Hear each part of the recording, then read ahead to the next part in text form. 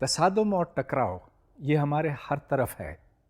سڑک پر چلتے چلتے آپ کی کسی کے ساتھ ٹکر لگ سکتی ہے، یا دو گاڑیاں ان کا آپس میں ٹکراؤ ہو سکتا ہے۔ ایک کرکٹ کا بال بیٹ سے لگ کر دور چلا جاتا ہے، یہ ایک تصادم ہے۔ مگر تصادم کا مطلب صرف یہ نہیں کہ دو چیزیں ایک دوسرے کو چھوئیں، یہ ضروری نہیں ہے۔ البتہ ہم کہتے ہیں کہ تصادم اس وقت ہوتا ہے جب کسی جسم کی رفتار بدلتی ہے، اس کا مومنٹم بدلتا ہے، اور یہ مومنٹم اس وقت بدلتا ہے جب اس جسم کے اوپر کوئی قوت عمل کرتی ہے۔ یہ قوت دور سے بھی عمل کر سکتی ہے۔ مثال کے طور پر اگر یہ زمین ہے اور یہ چاند ہے تو اس کا اس کے اوپر اثر ہے اور اس کا اس کے اوپر، چنانچہ یہ ایک دوسرے کے ساتھ انٹریکٹ کرتے ہیں، اور اس انٹریکشن کی وجہ سے اس کا مومنٹم بھی اور اس کا بھی بدلتا ہے۔ چنانچہ یہ بھی ایک طرح کا تصادم ہے، گو کہ یہ ایک دوسرے کو چھوتے نہیں ہیں۔ فزکس میں تصادم یعنی کہ کولیجنز بہت زیادہ اہمیت رکھتے ہیں، اس واسطے کہ اگر آپ کسی بھی شے کو دیکھیں تو اس کے اندر ایٹمز ہیں، اور یہ ایٹمز مسلسل حرکت کرتے ہیں، اور یہ ایک دوسرے کے نزدیک سے گزر جاتے ہیں۔ شاید کبھی ایک دوسرے کو چھوتے بھی ہیں، لیکن دور سے بھی ایک دوسرے کے اوپر اثر ڈالتے ہیں، اور اس کو ایٹامک کولیجن کہتے ہیں۔ چنانچہ آج کے لیکچر میں ہم تصادم یعنی کولیجنز کو بہت غور سے دیکھیں گے اور اس کا مطالعہ کریں گے۔ اس تصویر میں آپ دو اجسام کا تصادم دیکھیں گے۔ ایک جسم ہے جس کا ماس m1 ہے اور جو u1 کی سپیڈ سے سیدھے ہاتھ کی طرف حرکت کر رہا ہے، اور دوسرا ماس m2 ہے، یہ سپیڈ u2 کے ساتھ سیدھے ہاتھ کی طرف جا رہا ہے۔ ان کے درمیان جو ریلیٹیو سپیڈ ہے وہ u1 مائنس u2 ہے۔ اس کا مطلب یہ ہوا کہ اگر u1 اور u2 برابر ہوں تو ریلیٹیو سپیڈ ان کی زیرو ہوگی، گویا کہ ان کے درمیان جو فاصلہ ہے وہ ایک مستقل ویلیو پر رہے گا، نہ بڑھے گا نہ گھٹے گا، اور تصادم نہیں ہوگا۔ لیکن ہم یہ فرض کریں گے کہ u1 اور u2 برابر نہیں ہیں۔ تصادم ہوتا ہے اور اس کے بعد m1 v1 کے ساتھ سیدھے ہاتھ کو حرکت کر رہا ہے، اور m2 v2 سپیڈ کے ساتھ حرکت کر رہا ہے، اور v1 مائنس v2 ان کی ریلیٹیو سپیڈ بنی۔ اب یہ بات آپ یاد رکھیں کہ u1 u2 v1 v2 یہ جنرل ہیں، گویا کہ یہ نیگیٹو بھی ہو سکتے ہیں۔ ادھر میں مومنٹم کنزرویشن کی ایکویشنز لگاؤں گا۔ جیسا کہ آپ جانتے ہیں، اگر کوئی فورس، کوئی نیٹ فورس اس سسٹم کے اوپر نہ عمل کرے تو پھر یہ سسٹم آزاد ہوگا اور مومنٹم کنسروڈ رہے گا، گویا کہ جو مومنٹم پہلے تھا، تصادم سے پہلے تھا، اتنا ہی مومنٹم تصادم کے بعد ہوگا۔ تو اس سے ہم ایک ایکویشن یعنی کہ جو پہلی ایکویشن آپ نے دیکھی ہے وہ لکھتے ہیں۔ چلیے اس پر دوبارہ چلتے ہیں۔ تو یہاں m1 u1 plus m2 u2 is equal to m1 v1 plus m2 v2۔ اب یہاں پر میں نے جو u1 اور v1 ہے اس کو لیفٹ ہینڈ سائڈ پہ رکھا ہے، اور v2 اور u2 کو رائٹ ہینڈ سائڈ پہ، مگر ہے یہ مومنٹم کنزرویشن کی ایکویشن۔ تو یہ پہلی ایکویشن ہے، اور اس کے بعد ایک دوسری ایکویشن ہے۔ اس دوسری ایکویشن میں انرجی کو کنسرو رکھا گیا، مطلب یہ کہ جتنی انرجی اس تصادم سے پہلے تھی اتنی ہی بعد میں ہوگی۔ اب یہ کوئی ضروری نہیں، اور یہ ایک میں نے خاص قسم کی قید لگائی ہوئی ہے اس مخصوص کولیجن کے لیے، اس کو الاسٹک کولیجن کہتے ہیں۔ مطلب یہ کہ یہ ایک ایسا تصادم ہے جس میں انرجی نہیں تبدیل ہوتی، جتنی انرجی پہلے تھی اتنی ہی بعد میں رہے گی۔ تو دوسری ایکویشن ہے half m1 into u1 squared minus v1 squared equals half m2 into v2 squared minus u2 squared. اب آپ جانتے ہیں کہ جب a squared minus B squared کا کوئی فارمولا ہوتا ہے تو اس کو آپ a minus B into A plus B لکھ سکتے ہیں. یہاں پر میں نے u1 squared minus v1 squared کو u1 minus v1 multiplied by u1 plus v1 لکھا ہے, اور اسی طرح v2 squared minus u2 squared کو دو فیکٹرز میں توڑا ہے. اگر آپ سیکنڈ ایکویژن کو فرسٹ ایکویژن سے ڈیوائڈ کریں تو ایک ایکویژن بنتی ہے u1 plus v1 is equal to v2 plus u2. اس کے بعد میں نے اسی ایکویژن کو لکھا u1 minus u2 is equal to v2 minus v1.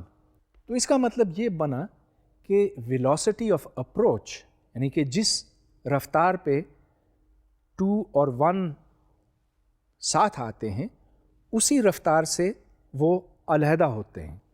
So the velocity of approach is equal to the velocity of separation. آپ کاغذ پینسل اٹھائیں اور آپ بھی اسی نتیجے پر پہنچیں گے جس پر میں پہنچا تھا. v1 کی یہ ویلیو نکلتی ہے جو آپ دیکھ رہے ہیں, اور v2 کی وہ جو سیکنڈ لائن پر ہے. v1 u1 اور u2 پر ڈیپینڈ کرتی ہے, اور v2 بھی u1 اور u2 پر ڈیپینڈ کرتی ہے, اور اس کے آگے مطلب یہ کہ u1 کا کویفیشنٹ m1 minus m2 over m1 plus m2 ہے, اور u2 کا کویفیشنٹ ہے 2m2 over m1 plus m2. اب یہ ایکویژنس ہر انرشیل فریم میں ہولڈ کرتی ہیں. مطلب یہ کہ اگر آپ ایک دوسرے فریم میں جائیں تو وہاں بھی آپ کو یہی ایکویژنز ملیں گی.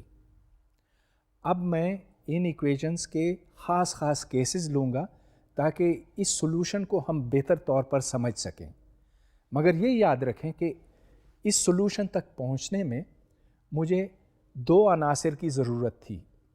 ایک یہ کہ مومنٹم کنزرو رہتا ہے, مطلب یہ کہ جتنا پہلے تھا تصادم سے پہلے تھا اتنا ہی بعد میں تھا, اور کہ انرجی بھی کنزرو رہتی ہے, تو شروع میں جو کائنیٹک انرجی تھی اتنی ہی بعد میں تھی. اور جیسا کہ میں نے کہا یہ ایک بڑا خاص کیس ہے انرجی کنزرویشن کا. مومنٹم تو ہر صورت ہر حال میں کنزرو رہتا ہے, لیکن میں نے انرجی کے لحاظ سے یہ ایک ڈیفینٹ قید لگائی ہے. اب دیکھتے ہیں کہ اگر m1 m2 کے برابر ہو تو پھر اس سولوشن کی کیا خاص بات ہے. تو یہ لیجئے جو ایکویژن ہم نے پہلے ڈیرائیو کی تھی اس میں ہم m1 اور m2 کو برابر کر دیتے ہیں, تو پہلی ٹرم تو ختم ہو جاتی ہے پہلی ایکویژن میں, اور دوسری ٹرم ختم ہو جاتی ہے دوسری ایکویژن میں. یہاں سے پھر 2m2 over m1 plus m2 اس کی قیمت 1 بن جاتی ہے, چنانچہ v1 u2 کے برابر اور v2 u1 کے برابر. تو لفظوں میں اس کا مطلب یہ بنتا ہے کہ جو جسم نمبر 1 کی ویلوسٹی تھی وہ جسم نمبر 2 کی ویلوسٹی میں تبدیل ہو گئی, اور جسم نمبر 2 کی جو ویلوسٹی تھی وہ جسم نمبر 1 کی ویلوسٹی بنی. اب اس کو ہم عملی طور پر دیکھنا چاہیں گے. تو میرے پاس یہ اسٹیل کی گیندیں ہیں, ان کو میں یوں سیٹ کرتا ہوں کہ صرف 2 ان میں سے رہیں شروع میں. ان کا وزن برابر ہے, اور یہ لیجئے پہلے جسم کو میں نے ساکن رکھا ہوا ہے, یہ ایٹ ریسٹ ہے, اس کا مومنٹم 0 ہے. اب میں دوسرے کو چھوڑتا ہوں اور یہ آ کے اس کے ساتھ ٹکرائے گا. اب دیکھتے ہیں ان کی ویلوسٹیز ایکسچینج ہوتی ہیں کہ نہیں.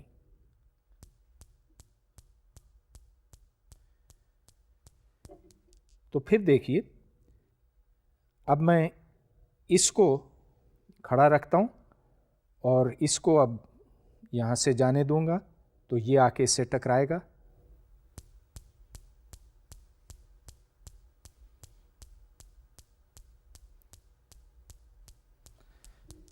تو یہاں پر میں نے ایک کو کھڑا رکھا تھا, دوسرے کو حرکت دی تھی. اگر میں دونوں کو حرکت دوں تو دیکھیں پھر کیا ہوتا. اور میں اب ان کو برابر سپیڈ دوں گا یا کوشش کروں گا کہ یہ برابر ہو.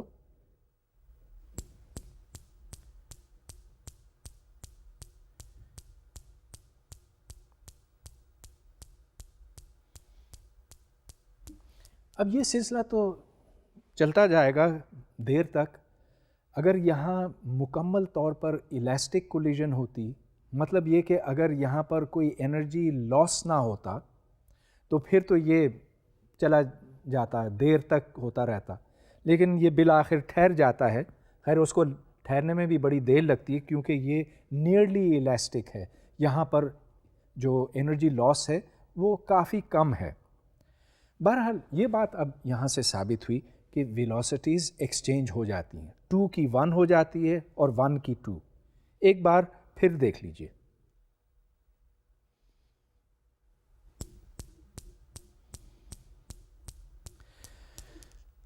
اچھا، اب میں آپ سے یہ سوال کرتا ہوں کہ اگر میں تیسرا بھی یہاں رکھوں نیچے تو پھر کیا ہوگا؟ اب میں اس جسم کو حرکت دوں گا، یہ دو یہیں پر ساکن ہیں. تو اب ذرا آپ بتائیں کہ اس دوسرے اور تیسرے جسم کو کتنی حرکت ملے گی اور یہ کہاں جائیں گے؟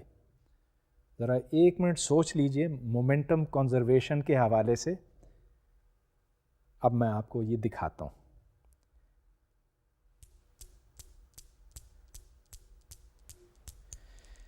تو یہ آپ نے دیکھا کہ جب یہ جسم اس پہلے بال کے ساتھ ٹکراتا ہے تو یہ جسم رک جاتا ہے. نمبر 1 رک جاتا ہے، نمبر 2 آگے کی طرف چلتا ہے اور یہ نمبر 3 سے ٹکراتا ہے. پھر یہ رک جاتا ہے، بیچ والا رک جاتا ہے اور یہ تیسرا آگے کی طرف نکل جاتا. اور جب تیسرا واپس آتا ہے تو وہ دوسرے کو حرکت دیتا ہے، دوسرا پھر پہلے کو دیتا ہے اور نتیجہ یہ کہ درمیان والا رکا ہوا نظر آئے گا آپ کو اور یہ اس طرف جاتا ہوا دکھائی دے گا. تو بیچ والے کو دیکھیے، یہ تقریباً کھڑا ہے. اور اب میں اس میں اور بالز بھی شامل کر سکتا ہوں. یہ دیکھیں، اب میں نے 5 کر دیے ہیں ادھر، اور جب میں اس کو حرکت دوں گا تو مطلب یہ کہ پہلے بال کو حرکت دوں گا تو دوسرا چلے گا، تیسرے سے ٹکرائے گا، تیسرا چوتھے سے ٹکرائے گا، چوتھا 5ویں سے ٹکرائے گا. لیکن 5ویں کے آگے کوئی اور بال نہیں ہے تو 5واں اوپر اٹھے گا اور لیفٹ کی طرف چلے گا.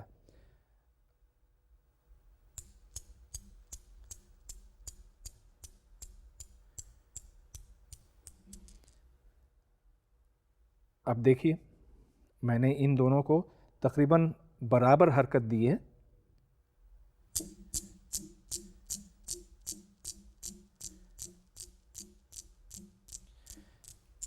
یہاں جو اس کی ایمپلیٹیوڈ میں کمی آ رہی ہے، جیسا کہ میں نے آپ کو پہلے بتایا، وہ صرف اس لیے کہ یہاں انرجی کچھ ضائع ہو رہی ہے.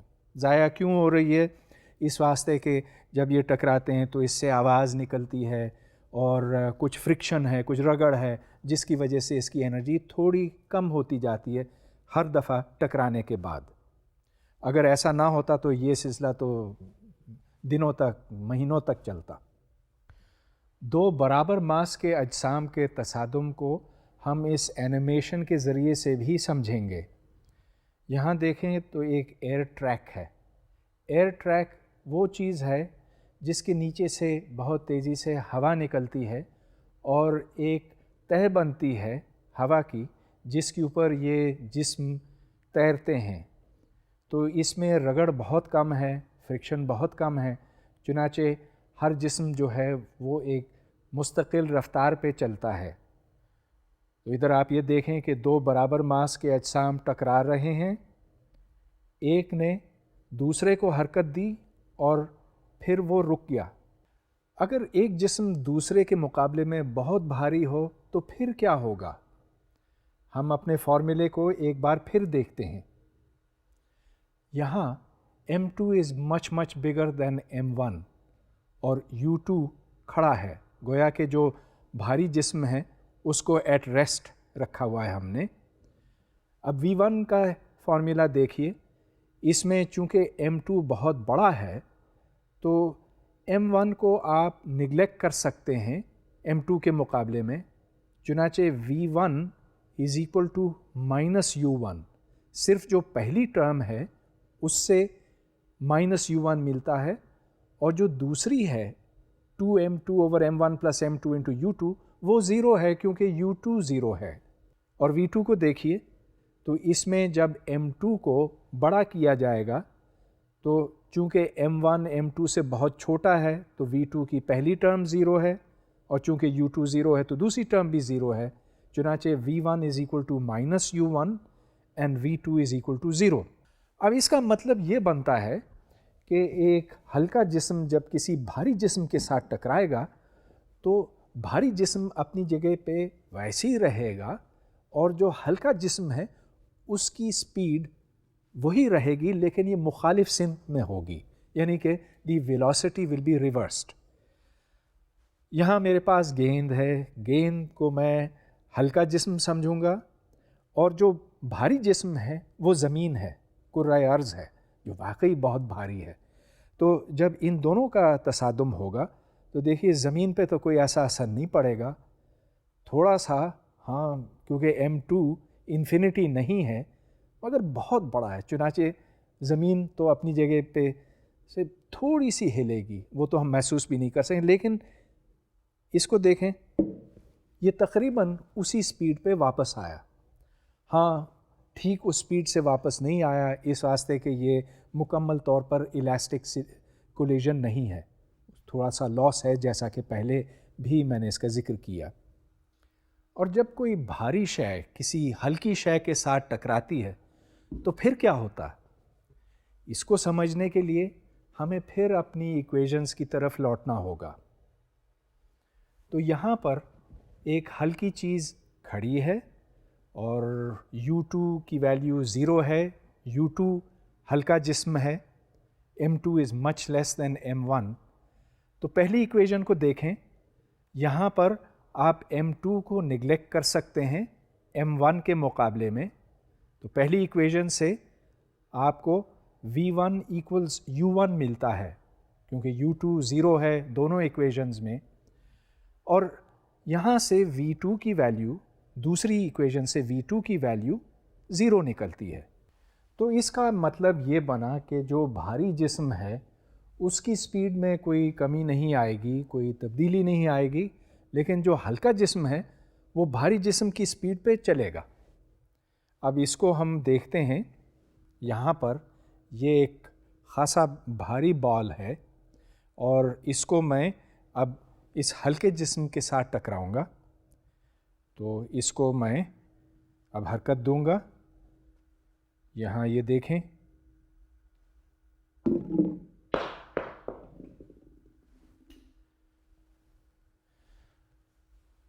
اس سے آپ نے یہ دیکھا کہ بھاری جسم کے اوپر تو کوئی خاص فرق نہیں پڑا، لیکن ہلکا جسم اس کی سپیڈ سے آگے نکل گیا۔ پھر دیکھتے ہیں،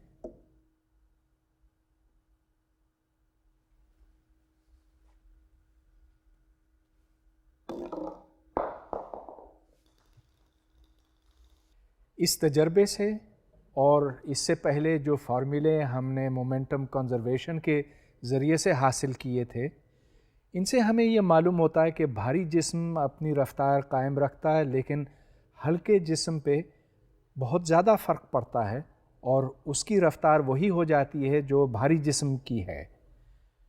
جب اس طرح کا کوئی حادثہ ہوتا ہے جس میں ایک بھاری بس یا ٹرک ایک گاڑی کے ساتھ ٹکراتا ہے، تو پھر جو ہلکا جسم ہے یعنی کہ گاڑی ہے وہ تیزی سے بس کی سمت میں چل پڑتی ہے۔ ہم نے اب یہ دیکھا ہے کہ دو قسم کے کولیجنز ہوتے ہیں، ایک جو الاسٹک کہلاتے ہیں اور دوسرے جو ان الاسٹک کہلاتے ہیں۔ الاسٹک کولیجن اور ان الاسٹک کولیجن، ہر طرح کے کولیجن میں مومنٹم تو ہر حال اور ہر صورت میں قائم رہتا ہے۔ مطلب یہ کہ جو اس کی ابتدا میں قیمت ہوتی ہے اتنی ہی بعد میں رہتی ہے، لیکن الاسٹک کولیجن میں کائنیٹک انرجی بھی قائم رہتی ہے، جبکہ ان الاسٹک کولیجن میں کائنیٹک انرجی گھٹ جاتی ہے۔ یہ کائنیٹک انرجی کہاں جاتی ہے؟ جب دو اجسام آپس میں ٹکراتے ہیں تو پھر اس سے گرمی پیدا ہوتی ہے، روشنی پیدا ہو سکتی ہے، آواز نکلتی ہے، تو یہ تمام انرجی کی مختلف صورتیں ہیں۔ تو اگرچہ ٹوٹل انرجی تو ہمیشہ قائم رہتی ہے، کنسرو رہتی ہے، لیکن کائنیٹک انرجی میں کمی آ جاتی ہے۔ اب میں آپ سے ایک سوال کرنا چاہتا ہوں، اگر دو اجسام آپس میں ٹکرائیں تو کیا یہ ممکن ہے کہ انرجی مکمل طور پر ضائع ہو جائے؟ مطلب یہ کہ کائنیٹک انرجی مکمل طور پر ختم ہو جائے۔ مومنٹم تو ہر صورت میں قائم رہے گا، کنسرو رہے گا، لیکن ہم یہ جاننا چاہتے ہیں کہ کیا یہ ممکن ہے کہ ساری کائنیٹک انرجی ختم ہو جائے؟ تو ایک مثال میں آپ کو دیتا ہوں۔ یہاں دو برابر ماس کے اجسام ہیں، ایک بائیں کی طرف جا رہا ہے، دوسرا دائیں کی طرف، دونوں کی سپیڈز برابر ہیں، اور اگر ان کی سپیڈز برابر ہیں تو اس کا مطلب یہ ہے کہ ان کا مومنٹم بھی برابر ہے، لیکن مخالف سمتوں میں ہے۔ چنانچہ انیشل مومنٹم 0 ہے۔ جب یہ ٹکراتے ہیں تو ان سے ایک جسم بن جاتا ہے، اور یہ جسم ظاہر ہے کہ ساکن ہے، اور اس کا فائنل مومنٹم بھی 0 ہے۔ تو انیشل مومنٹم اور فائنل مومنٹم دونوں 0 ہیں، لیکن جو ابتدا میں کائنیٹک انرجی تھی وہ تو 0 نہیں ہے۔ ایک جسم کی کائنیٹک انرجی ½ mv² ہے، اور دو کی کائنیٹک انرجی 2 × ½ mv² ہے۔ چنانچہ یہاں پر کائنیٹک انرجی تو مکمل طور پر ختم ہو گئی۔ یہ ایک مکمل طور پر ان الاسٹک کولیجن کی مثال تھی، مگر کولیجنز الاسٹک بھی ہو سکتے ہیں، ان الاسٹک بھی، اور ان کی اہمیت بہت زیادہ بنتی ہے جب ہم نیوکلیئر ری ایکٹر میں نیوٹرونز کی حرکت کو دیکھتے ہیں۔ اب میں نیوکلیئر ری ایکٹر کے بارے میں آپ کو تھوڑا سا بتانا چاہوں گا۔ نیوکلیئر ری ایکٹر کے اندر ایٹمز ہیں، نیوکلیائی ہیں، اور ان سے نیوٹرونز مستقل ٹکراتے ہیں۔ تو ایک نیوٹرون یہاں جاتا ہے اور پھر ٹکرا کر یہاں چلا جاتا ہے، پھر آگے جا کے دوبارہ ٹکراتا ہے۔ اس کے اندر ایسے نیوکلیائی شامل کیے جاتے ہیں جو نیوٹرونز کو آہستہ کرتے ہیں، ان کی کائنیٹک انرجی کم کرتے ہیں۔ تو اس پرابلم سے متعلق میں ایک سوال حل کرتا ہوں۔ By what fraction is the kinetic energy of a neutron, which has mass m1, decreased in a head-on collision with an atomic nucleus, mass m2, which is initially at rest? اب یہ کوئی مشکل سوال نہیں ہے، ہمیں فریکشنل ڈیکریز چاہیے۔ مطلب یہ کہ کائنیٹک انرجی میں جو کمی آتی ہے اس کو انیشل کائنیٹک انرجی کے حوالے سے دیکھنا ہے اور وہ تناسب نکالنا ہے۔ تو کے آئی مائنس کے ایف ڈیوائڈیڈ بائی کے آئی، یہ بنتا ہے 1 minus the final kinetic energy divided by the initial kinetic energy. اور کیونکہ کائنیٹک انرجی ½ mv² ہے، یہ m اور m آپس میں کٹ جاتے ہیں، تو رہ جاتا ہے 1 minus the final velocity of the neutron squared divided by the initial velocity squared. اگر یہ ٹارگیٹ ایٹ ریسٹ ہو تو اس کا مطلب یہ کہ v فائنل اور v انیشل، ان کے درمیان جو فارمولا بنتا ہے وہ m1 minus m2 over m1 plus m2 into vi ہے۔ اگر آپ کو یہ فارمولا یاد نہیں ہے تو اس لیکچر کے شروع میں جو میں نے لکھا تھا اس کو دوبارہ جا کر دیکھیں۔ اب وی ایف کی ویلیو آپ پہلی ایکویشن میں ڈالیں جہاں 1 مائنس وی ایف اسکوئرڈ اوور وی آئی اسکوئرڈ ہے، تو اس سے پھر فریکشنل ڈیکریز نکلتا ہے 4m1 m2 over m1 plus m2 squared. اس فارمولے کو بہتر سمجھنے کے لیے چلیے اس کی مختلف لمٹس لیتے ہیں۔ تو m2 mass of the nucleus ہے۔ فرض کیجئے کہ یہ نیوکلیس بہت بھاری ہے، تو جب یہ نیوٹران جا کر اس سے ٹکرائے گا تو اس کی ویلوسٹی کی سمت بدل جائے گی، یہ جا کے اسے یوں ٹکرائے گا اور اسی ویلوسٹی سے واپس آئے گا، لیکن ویلوسٹی میں کمی نہیں آئے گی، مطلب یہ کہ اس کی سپیڈ وہی رہے گی، چنانچہ انرجی لاس اس صورت میں زیرو ہوگی۔ اس کے برعکس اگر ان دونوں کا ماس برابر ہوتا تو پھر سب سے زیادہ انرجی لاس ہوتی۔ تو یہاں پر کائنیٹک انرجی ضائع ہونے کی بات ہوئی، انرجی لاس۔ کیا یہ ممکن ہے کہ کائنیٹک انرجی بڑھ سکے ایک کولیشن کے دوران؟ بظاہر تو ایسا ہو نہیں سکتا۔ یہ آپ دیکھتے ہیں کہ جب دو اجسام ٹکراتے ہیں تو اس میں کچھ انرجی ابزارب ہو جاتی ہے اور اس کولیشن میں کائنیٹک انرجی کم ہو جاتی ہے۔ اس بال کو آپ نے پہلے بھی یہاں گرتے ہوئے دیکھا ہے، جب یہ اوپر اٹھتا ہے تو یہ کم بلندی پر اوپر آتا ہے، اس کی ہائٹ کم ہوتی ہے، وہ اس لیے کہ اس میں کچھ لاسز ہیں۔ پھر دیکھ لیجئے تو یہ تقریباً 50% 60% اونچائی پہ آتا۔ مگر کیا کوئی اور چیز اس سے اوپر آ سکتی ہے؟ میرے پاس یہ ایک کٹا ہوا بال ہے، میں نے اس کو یہاں سے یوں کاٹا ہے، ربڑ کا بنا ہوا ہے، دیکھ لیجئے۔ اس کو میں گراتا ہوں اور یہ دیکھیں اس ہائٹ سے اس میں کائنیٹک انرجی زیادہ تھی۔ اب یہ کیسے؟ کیا جو کچھ میں نے آپ سے پہلے کہا تھا وہ غلط تھا؟ پھر دیکھیں،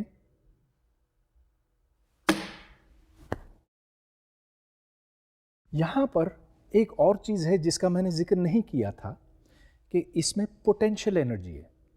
یہاں جب میں اس کو یوں موڑتا ہوں تو اس کے اندر میں پوٹینشیل انرجی بھرتا ہوں، یہ پوٹینشیل انرجی پھر کام آتی ہے اس کو اوپر اٹھانے میں۔ چنانچہ اس کو مزید کائنیٹک انرجی ملتی ہے جب اس کی پوٹینشیل انرجی جو ربڑ کے اندر موجود ہے کائنیٹک میں تبدیل ہوتی ہے۔ تو یہاں پر انرجی ہمیں زیادہ ملی، مگر زیادہ اس لیے ملی کیونکہ ہم نے اس کے اندر زیادہ ڈالی تھی۔ اب میں کولیجنز کے کچھ پرابلمز حل کروں گا۔ اس پرابلم میں ایک تیز چلتی ہوئی گولی لیفٹ سے رائٹ کی طرف آتی ہے اور وہ ایک لکڑی کے ٹکڑے میں جا کر لگتی ہے اور پھر اسی کے اندر رہ جاتی ہے۔ اس لکڑی کے ٹکڑے کا ماس m ہے اور یہ چھت سے لٹکا ہوا ہے۔ جب تصادم ہو جاتا ہے تو یہ لکڑی اوپر اٹھتی ہے۔ ہم یہ جاننا چاہتے ہیں کہ یہ y کی ویلیو کیا ہے، y یعنی کہ یہ کتنا اوپر اٹھا۔ تو سوال اس طرح کا ہے، A bullet with mass m is fired into a block of wood with mass m, capital M, suspended like a pendulum, and it makes a completely inelastic collision with it. After the impact, the block swings up to a maximum height y. What is the initial speed of the bullet? اب یہ اوپر y تک جائے گا اور پھر ظاہر ہے کہ پینڈولم ہے تو دوسری طرف جائے گا، لیکن ہم یہ جاننا چاہ رہے ہیں کہ یہ میکسیمم ہائٹ کیا ہے۔ یہاں سب سے پہلے ہم کنزرویشن آف مومنٹم لگائیں گے ایکس ڈائریکشن میں۔ تو یہاں گولی کی سپیڈ ایکس ڈائریکشن میں v ہے، چنانچہ initial momentum m into v ہے۔ اب یہ گولی لکڑی کے اندر چلی جاتی ہے، چنانچہ لکڑی کا وزن اب m plus m، small m plus capital M کے برابر ہو گیا اور اس کا مومنٹم v سے ملٹیپلائی کرنے سے ملتا ہے۔ اب ان دونوں کی مقدار برابر ہوگی کیونکہ مومنٹم کنسرو ہوتا ہے۔ یہاں سے v کی ویلیو یعنی کہ گولی کی سپیڈ کی value m plus m divided by m نکلتی ہے۔ اب یہاں پر چونکہ انرجی کنسرو ہو رہی ہے، مطلب یہ کہ جو کائنیٹک انرجی ہے ہاف m ان v اسکوائرڈ، اور ٹوٹل ماس سے مطلب گولی کا ماس جمع لکڑی کا ماس، تو یہ کائنیٹک انرجی بنتی ہے اور یہ کائنیٹک انرجی اس لکڑی کے ٹکڑے کو اوپر اٹھاتی ہے. تو m پلس m دونوں طرف سے یہاں کٹ گیا اور جو لکڑی کی سپیڈ بنی اور یہ ایکس ڈائریکشن میں ہے that is square root of 2GY. یہ آپ پچھلی ایکویشن میں ڈالیں جو دوسری ایکویشن آپ کو یہاں نظر آ رہی ہے تو پھر وہاں سے گولی کی سپیڈ نکل آتی ہے as m plus m over m into square root of 2GY. یہاں آپ نے یہ نوٹ کیا کہ جتنی زیادہ سپیڈ سے گولی اس لکڑی کے اندر داخل ہوتی ہے اسی حساب سے y زیادہ ہوگا. یا آپ اس کو یوں سمجھ لیں کہ اگر ہم y کو میجر کر سکیں کہ یہ لکڑی کتنا اوپر اٹھتی ہے تو اس سے پھر ہمیں پتہ چلے گا کہ اس گولی کی سپیڈ کتنی ہے. تو جب لوگ یہ جاننا چاہتے ہیں کہ ایک رائفل سے گولی کس رفتار سے نکلتی ہے تو وہ اس طرح کا ایپریٹس استعمال کرتے ہیں. اب میں ایک اور پرابلم حل کرتا ہوں. یہ ایک گاڑی سے متعلق ہے جو ایک دوسری گاڑی سے ٹکراتی ہے. سو دس is a car A of mass 1000 kilograms which is traveling north at 15 meters per second. It collides with another car B which has mass 2000 kilograms traveling east at 10 miles per second. After the collision, they move as one mass. Find the total momentum just after the collision. تو اس کی تصویر کچھ یوں بنتی ہے. A یعنی کہ car number A left سے رائٹ کی طرف جا رہی ہے اور کار B نیچے سے اوپر کی طرف. A کی ویلوسٹی VA ہے, B کی ویلوسٹی VB ہے. یہ دونوں گاڑیاں ایک ساتھ چلنے لگتی ہیں تصادم کے بعد اور ان کی سمت اینگل فائی پر ہے اور ویلوسٹی کی مقدار V ہے, گویا کہ سپیڈ V ہے. تو ہم یہ جاننا چاہتے ہیں کہ V کی ویلیو کیا ہے. یہاں پر مومنٹم کنسرو کرنا ضروری ہے. تو ایکس ڈائریکشن میں ٹوٹل مومنٹم ان دو گاڑیوں کے کمپوننٹس کو ایڈ کر کے بنے گا اور یہ PAX پلس PBX کے برابر ہے. اس کی ویلیو آپ کو صرف B سے ملتی ہے کیونکہ ایکس ڈائریکشن میں صرف B موو کر رہا ہے. تو PX is 2 times 10 to the power 4 kilogram metres per second. یاد رہے کہ مومنٹم کے units kilogram into metres per second کے برابر ہے. اور اسی طرح اگر آپ وائی ڈائریکشن میں مومنٹم لیں تو اس میں تو صرف A کا مومنٹم ہے اور اس کی مقدار ہے 1.5 times 10 to the power 4 kilograms metre per second. جو ٹوٹل مومنٹم کی مقدار بنتی ہے وہ آپ پائتھاگورس تھیورم لگا کر نکالیں گے square root of PX squared plus PY squared. تو اس میں آپ 2 اسکوائرڈ پلس 1.5 اسکوائرڈ نکالیں گے جو اسکوائر روٹ آف 6.25 کے برابر ہے اور وہ 2.5 ہے. اینگل نکالنے کے لیے آپ ٹین تھیٹا کا فارمولا یوز کریں.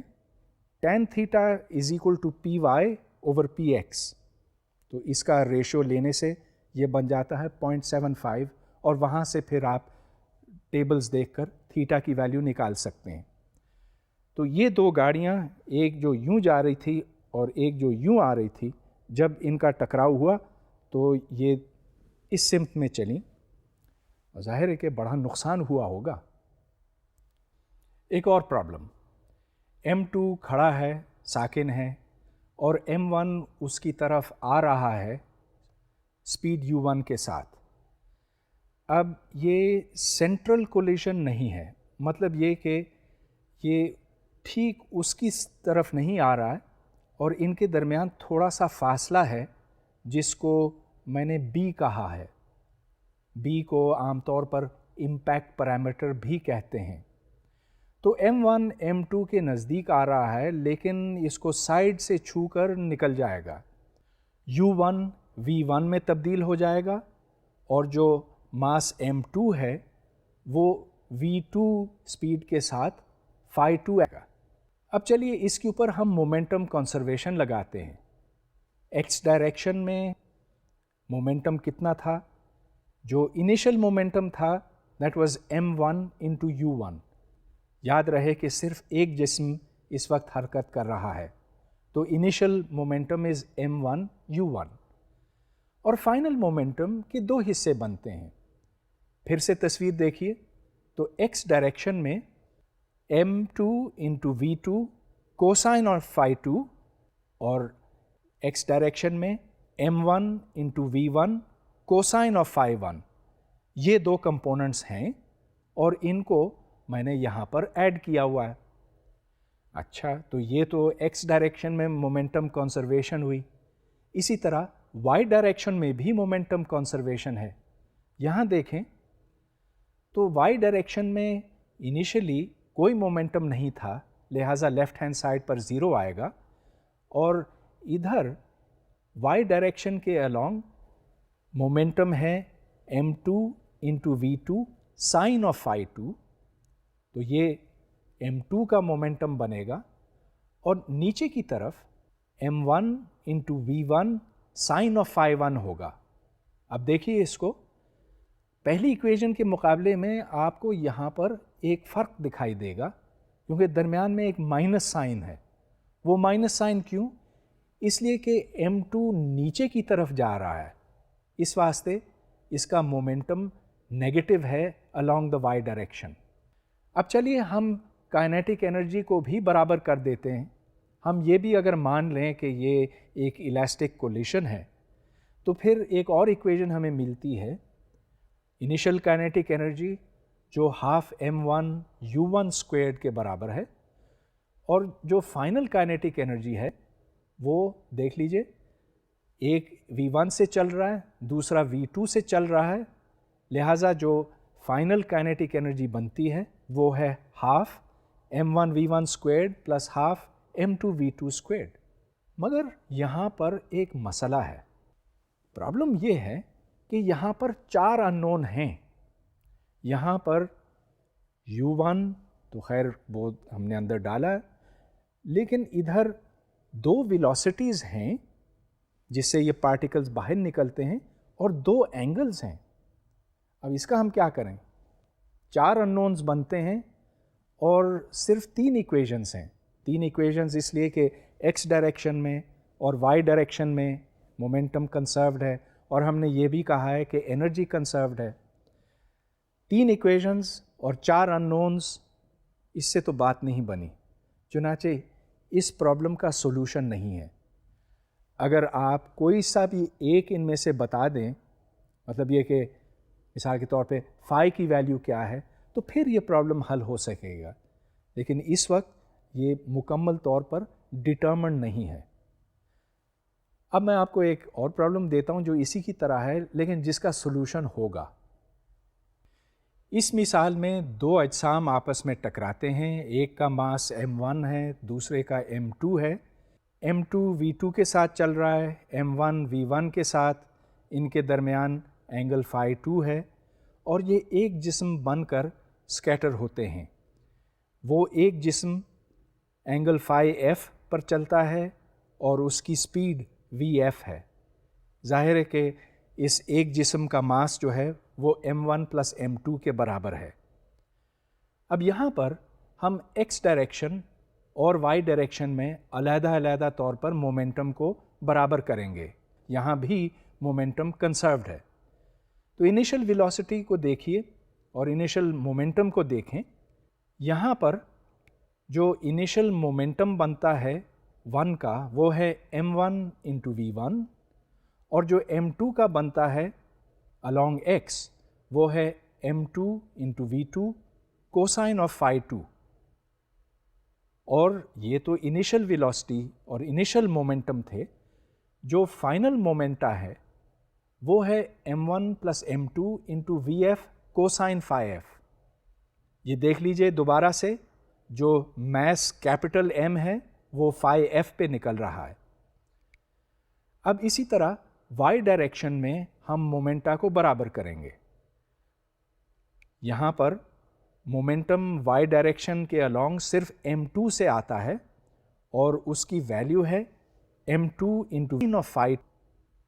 اور جو مومنٹم کیپٹل M بڑے ایم کا بنتا ہے وہ ہے M into V F sine of phi F. تو یہ میں نے یہاں پر لکھ دیا ہے ایکویژن 2 میں. اب تو کوئی مسئلہ ہی نہیں, یہاں 2 ایکویژنز ہیں, 2 ان نونز ہیں, اور ان کو تو ہم سالو کر سکتے ہیں.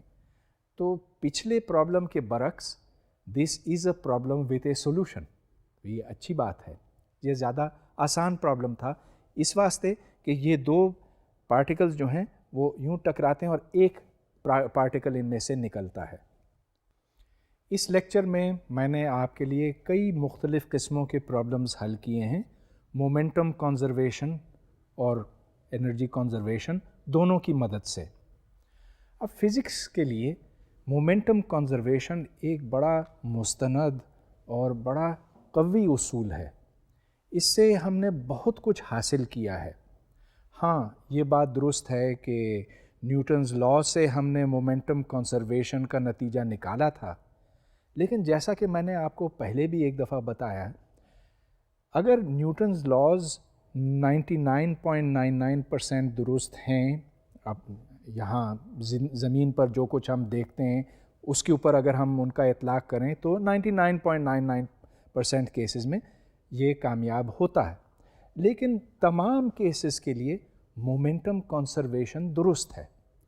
اور یہ بات تو ابھی ہمیں سمجھ میں آئی ہے کیونکہ اس سے پہلے بعض لوگ اس کے اوپر شک کرتے تھے. میں آپ کو اس کی ایک مثال دوں. آپ نیوٹران کے بارے میں جانتے ہیں, یہ ایک نیوٹرل پارٹیکل ہے, جس کا مطلب یہ کہ اس کا کوئی چارج نہیں ہے اور یہ نیوکلیس کے اندر موجود ہوتا ہے. اگر ایک آزاد نیوٹران کو آپ ہاتھ میں یوں رکھیں, اگر آپ رکھ سکتے ہیں تو یہ ڈکے کر جائے گا. مطلب یہ کہ اس میں سے ایک پروٹون نکلے گا اور ایک الیکٹران. پروٹون کو یوں پہچانا جا سکتا ہے کہ یہ پازیٹیولی چارجڈ ہے اور اس کا ایک مخصوص ماس ہے.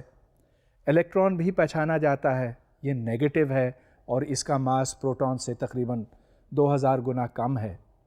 اب یہ دیکھا گیا تھا کہ جب نیوٹران ڈکے کرتا ہے, اور یہ ایک نیوٹران جو کھڑا ہے, آپ نے اس کو یہاں رکھا ہوا ہے, تو اس سمت میں پروٹون نکلا اور اس سمت میں الیکٹران نکلا, یا کبھی ایسے دیکھا کہ پروٹون یوں گیا اور الیکٹران یوں گیا, اور بعض دفعہ یہ بھی دیکھا کہ ایسے گیا پروٹون اور ایسے گیا الیکٹران.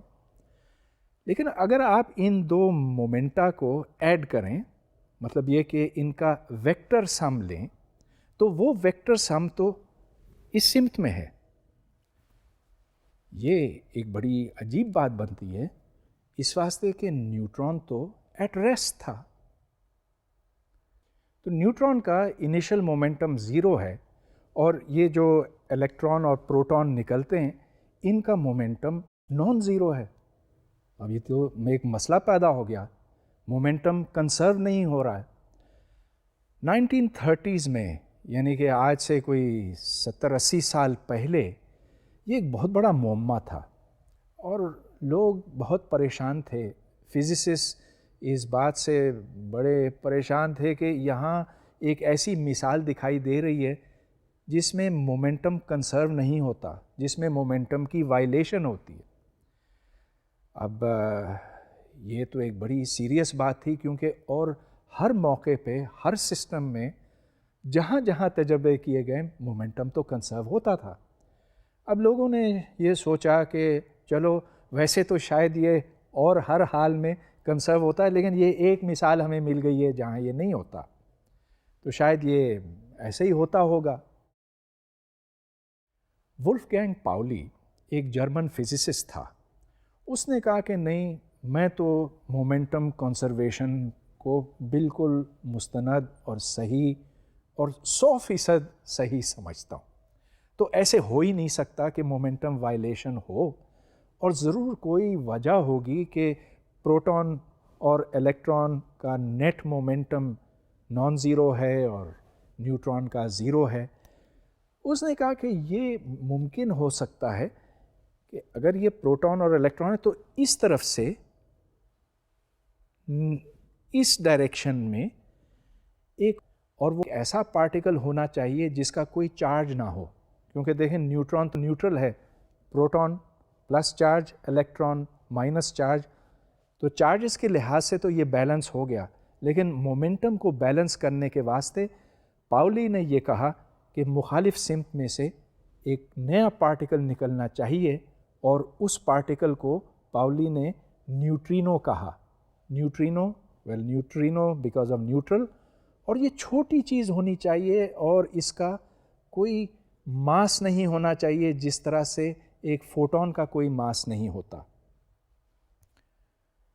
یہ بات بڑی کامیاب رہی. جب نیوٹرینو کو تلاش کیا گیا تو نیوٹرینو ملا، اور یہ اس بات کی دلیل ہے کہ اگر ہم کنزرویشن آف مومنٹم کو بالکل صحیح مانیں تو اس سے ہم یہ ثابت کر سکتے ہیں کہ جہاں وائلیشن ہو رہی ہے یا بظاہر جہاں law of conservation of momentum کی خلاف ورزی ہمیں دکھائی دے رہی ہے، تو وہاں پہ کوئی اور چیز ضرور ہوگی جس کو ہم پوری طرح سے سمجھ نہیں رہے ہیں. یہ پاولی کی بڑی کامیابی تھی، اور آج نیوٹرینو سے ہم ایکسپیریمنٹس کرتے ہیں اور ہم یہ جانتے ہیں کہ نیوٹرینوز وہ پارٹیکلز ہیں جو سورج سے توانائی خارج کرنے کے ذمہ دار ہیں. مومنٹم کنزرویشن کی میں اور مثالیں بھی آپ کو دینا چاہوں گا، وہ جو شاید آپ نے نہ سنی ہوں. پہلے آپ نے بلیک ہولز کا شاید ذکر کہیں سنا ہوگا. بلیک ہول وہ ستارے ہوتے ہیں جو اپنا ایندھن خرچ کر کے بس اب ان میں سے کوئی روشنی نہیں نکل سکتی، اور وہ بہت کثیف ہیں، بہت بھاری ہیں اور بہت چھوٹے ہیں. اس قدر وہ بھاری اور چھوٹے ہیں کہ ان میں سے کوئی چیز باہر نہیں نکل سکتی. تو زمین پر تو یہ ہے کہ اگر آپ کسی شے کو اوپر پھینکیں اور کافی زور سے پھینکیں تو بالآخر وہ زمین سے اٹھ کر باہر نکل جاتی. لیکن بلیک ہول اتنا بھاری اور اتنا چھوٹا ہوتا کہ اس میں سے کوئی چیز نہیں نکل سکتی، حتیٰ کہ اس میں سے روشنی بھی نہیں نکل سکتی. تو پھر آپ بلیک ہول کو کیسے دیکھ سکتے ہیں؟ اب نیوٹن کا پہلا قانون ہمیں یہ بتاتا ہے کہ اگر کوئی جسم کے اوپر کوئی قوت عمل نہ کرے تو وہ جسم سیدھے سیدھے چلتا جائے گا. آسمان میں مگر ہمیں کچھ ایسے اجسام دکھائی دیتے ہیں، ستارے دکھائی دیتے ہیں جو ایک دائرے میں گھوم رہے ہوتے ہیں. اب یہ بڑی عجیب بات ہے. ان میں سے روشنی نکل رہی ہے، وہ بڑے تیز روشن ستارے ہیں، مگر وہ یوں چل رہے ہیں. تو آخر کوئی چیز یوں تو نہیں چل سکتی جب تک اس کو کوئی قوت مجبور نہ کرے، جب تک مومنٹم کنسرو نہ ہو. مومنٹم کنسرو تب ہوگا اگر آپ اس جسم کو بھی شامل کریں جو اس کے اوپر یہ عمل کر رہا ہے. تو بلیک ہول دیکھنے کا یہ ایک ذریعہ بنتا ہے. اگر ایک ستارہ آپ کو یوں گھومتا ہوا دکھائی دے رہا ہے تو اس کا مطلب یہ کہ اس کے ساتھ کوئی دوسرا ستارہ ہوگا جس کو آپ دیکھ نہیں سکتے، لیکن جو اس کو اپنی طرف کھینچ رہا ہے اور جو اس کو مجبور کر رہا ہے کہ وہ اس دائرے میں یوں گھومے. یہ دلیل بنتی ہے بلیک ہولز کی موجودگی کی. ہاں، ہم بلیک ہول کو نہیں دیکھ سکتے، لیکن اس کا جو اثر ہے روشن ستارے کے اوپر وہ یقیناً وہاں پر ہے.